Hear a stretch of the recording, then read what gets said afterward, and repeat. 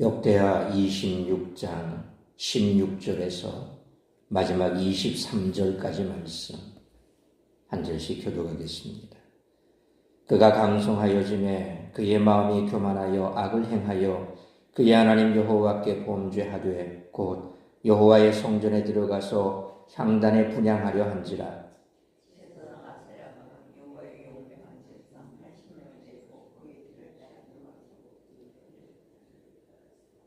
우시야 왕 곁에 서서 그에게 이르되 우시야여, 여호와께 분향하는 일은 왕이 할 바가 아니요 오직 분향하기 위하여 구별함을 받은 아론의 자손 제사장들이 할 바니 성소에서 나가소서. 왕이 범죄하였으니 하나님 여호와에게서 영광을 얻지 못하리이다.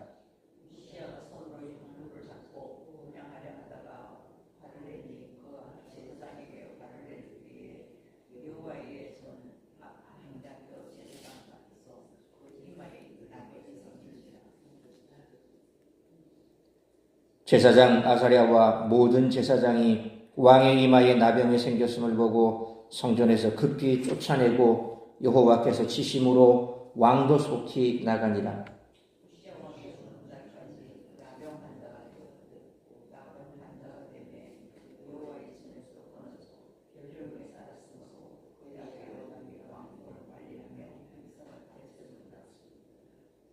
우시야의 남은 시종 행적은 아모스의 아들 선지자 이사야가 기록하였더라. 우시야가 그의 조상들과 함께 누움에 그는 나병 환자라 하여 왕들의 묘실에 접한 땅 곧 그의 조상들의 곁에 장사하니라. 그의 아들 요담이 대신하여 왕이 되니라. 아멘. 우시야의 범죄와 죽음에 대한 기사는 역대기에서 교만이라는 주제로 드라마틱하게 재구성되었습니다. 오늘 본문 16절로 18절은 우시야가 성전에 들어가 분향하려는 장면과 제사장 아사랴의 제지에 대해서, 이어지는 19절로 28절은 우시야의 나병과 죽음에 대해서 기록하고 있습니다. 특별히 16절로 21절 말씀에 의하면 우시야는 번영기에 접어들자 마음이 교만해져서 제단에서 직접 분향하려고 하다가 제사장들의 완강한 반대에 부딪히는데 이에 대한 심판으로 나병이 들었다는 것입니다. 하지만 열왕기하 15장 4절로 5절에 오직 산당은 제거하지 아니하였으므로 백성이 여전히 그 산당에서 제사를 드리며 분향하였고 여호와께서 왕을 치셨으므로 그가 죽는 날까지 나병 환자가 되어 별궁에 거하고 왕자 요담이 왕궁을 다스리며 그 땅의 백성을 치리하였더라 라고 기록하고 있습니다. 열왕기에 의하면 그의 잘못은 산당을 폐지하지 않은 것이었습니다. 이렇게 볼 때 산당을 폐지하려는 노력 대신에 우시야는 예루살렘 성전을 정치 권력화하려고 시도했던 것입니다. 전국적인 신앙운동으로 산당을 폐지하는 데 쏟아야 할 노력을 그는 기득권을 강화하고자 하는 자신의 욕심을 충족시키는 데 쏟았던 것입니다. 우시야처럼 성공적으로 통치한 왕도 교만이라는 문제를 피해갈 수 없었습니다. 전날의 성공적인 삶이 인생의 성공적인 마무리를 보장하지 않습니다. 우시야는 외적으로 군사적 성공을 거뒀지만 정작 자신의 마음을 지키는 데는 실패했습니다. 교만에 대한 심판의 결과는 하나님과 사람들로부터 멀어지는 것입니다. 우시야는 하나님의 도우심도 경험했고 군사적 성공, 정치적인 성공, 심지어 농업 경제에서도 성공을 거뒀습니다. 그러나 이 모든 것은 그가 하나님을 찾았을 때 가능한 것이었습니다. 우시야는 얻은 것을 감사히 여기며 자신의 본분을 지키는 데는 실패했습니다. 그러므로 국가 권력을 동원해 국경을 지키는 것보다 마음을 지키기가 더 어렵다는 것을 우리는 오늘 본문을 통해서 발견하게 됩니다. 오늘날에도 세속적 성공이나 명성으로 신앙 공동체 안에서 주목받으려는 유혹이 신앙인들을 어지럽힙니다. 우시야는 권력을 행사하고 백성들에게 인정받는 데 익숙해져 예배마저 자신이 주인공이 되려고 했습니다. 율법의 규정에 따르지 않고 자신이 원하는 대로 향을 사르려 한 죄를 범했던 것입니다. 이처럼 사람은 무언가를 가지거나 이루었다고 생각할 때 교만의 유혹에 빠집니다. 우시아는 하나님의 기이한 도우심으로 유다의 번영을 이끌었지만 통치 말기에 교만에 빠져 몰락합니다. 무언가를 이룬 사람이 가장 경계해야 할 것은 교만입니다.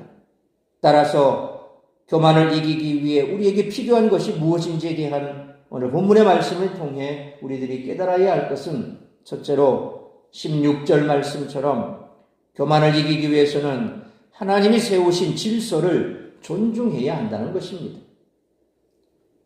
우시아는 하나님의 도우심을 힘입어 점점 강성해져 갔고 유다는 국방과 경제에서 괄목할 만한 번영을 이루었습니다. 그러나 우시아의 통치 말기에 그의 몰락을 가져온 사건이 생겼는데 그것은 16절 말씀처럼 그가 성전에 들어가 향단에 분향하려 했던 것입니다. 분향은 제사장의 고유한 업무였기에 우시아의 행위는 명백하게 하나님이 세우신 질서를 깨뜨리는 범죄였습니다. 아무리 강성한 왕이라도 성전에서 제사장에게만 허락된 분향을 왕이 할 수는 없었습니다. 우시아는 자신의 권력에 취해 하나님이 세우신 질서를 경시하는 범죄를 저질렀습니다. 종교적 교만은 다양한 형태로 나타납니다. 여로보암은 다른 성소와 우상을 세워 예루살렘 성전을 시기했습니다. 요아스는 대사장 여호야다가 죽고 나자 더 이상 다른 이들의 말을 듣지 않았습니다. 아마샤는 에돔을 멸하고 에돔의 신들을 섬기는 종교적 무지로 교만을 드러냈습니다. 오늘 본문의 우시야 왕은 자신이 제사장의 역할을 하려고 했습니다. 따라서 우리는 하나님이 형통케 해주실 때 힘이 있고 강성해졌을 때 더욱 겸손해야 합니다. 겸손한 자는 하나님의 질서를 존중합니다. 그러므로 언제나 겸손한 마음으로 하나님의 은혜를 구함으로 진정으로 하나님이 주시는 강성함을 누리며 살아가는 우리 모두가 되시기를 축원합니다. 두 번째로 17절로 18절 말씀처럼 교만을 이기기 위해서는 죄에서 돌이켜야 한다는 것입니다. 우시아는 여호와의 성전에 들어가 향단에 분향하는 일을 강행하고자 했습니다. 제사장 아사랴는 왕의 불법을 묵인하든지 막든지 선택해야 했습니다. 왕은 막강한 권력을 가졌기에 그의 불법을 막으려 하면 죽을 수도 있었습니다. 그러나 아사랴는 17절 말씀처럼 하나님의 성전을 지키기 위해 죽음도 두려워하지 않았습니다. 18절 말씀처럼 제사장 아사랴는 민수기 16장 40절 상반절에 아론 자손이 아닌 다른 사람은 여호와 앞에 분향하러 가까이 오지 못하게 함이며 라는 말씀에 따라 우시아에게 잘못을 분명하게 지적해 주었습니다. 그는 더 이상 하나님 앞에서 죄를 범하지 말고 성소에서 나갈 것을 명령했습니다. 이쯤 되면 우시아는 자신의 잘못을 인정하고 분향을 포기해야 했습니다. 그러나 어리석은 사람은 잘못을 인정하지 않고 계속 그 행동을 고집합니다. 그러므로 하나님의 말씀 앞에서 자신의 잘못을 발견하면 겸허하게 돌이켜 회개하는 우리 모두가 되시기를 축원합니다.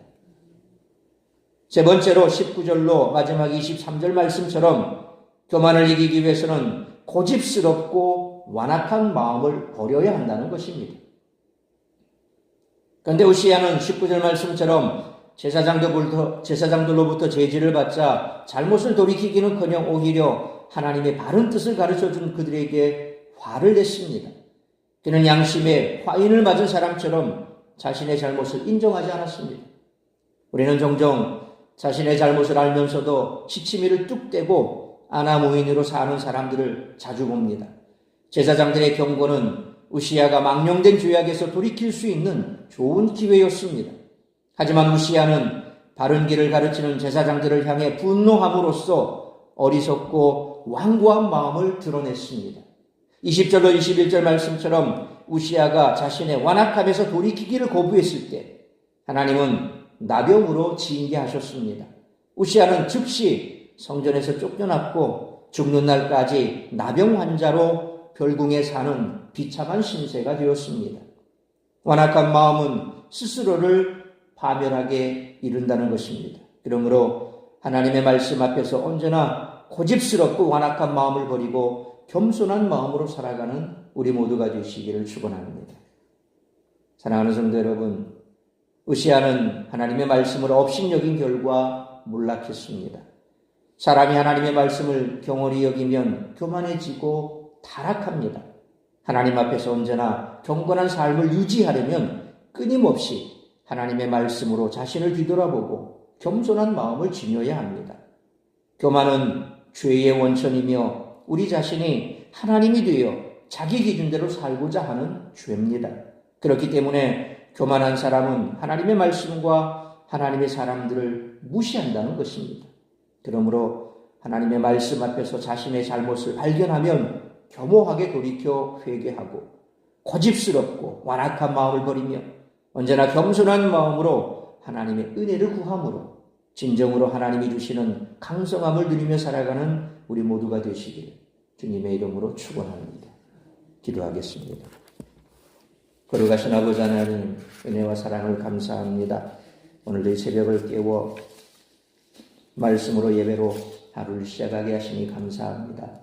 오늘 우리에게 주신 말씀처럼 때로 우리가 세상을 살아가면서 내 고집 그리고 내가 원하는 그것을 이루기 위해 하나님의 말씀에서 멀어질 때도 있습니다. 그럴 때 우리는 말씀으로 우리의 마음에 찔림을 주시거나 혹은 누군가를 통해서 하나님의 사람을 통해서 우리에게 돌이키라고 말씀하실 때에 이 완악하고 고집스러운 마음을 버리고 즉시로 돌이켜 회개해야 할 줄 믿습니다.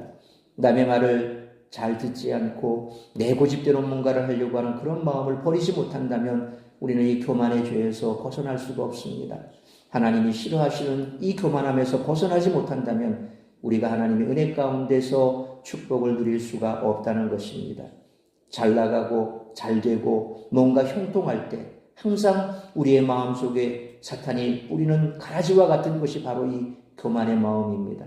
그러므로 내가 뭔가 형통하고 잘 될 때 더 겸손하게 하나님의 은혜임을 고백하며 더 하나님의 은혜를 누리기 위해서는 교만을 버리고 겸손하게 말씀 앞에 순종하며 뿐만 아니라 우리가 참으로 하나님께서 우리에게 주신 하나님의 뜻이 무엇인지 그 뜻을 이루기 위해 달려간다면 우리의 삶은 더욱더 풍성해질 것이요 하나님께서 베푸시는 축복의 은혜가 넘쳐나게 될 줄 믿습니다.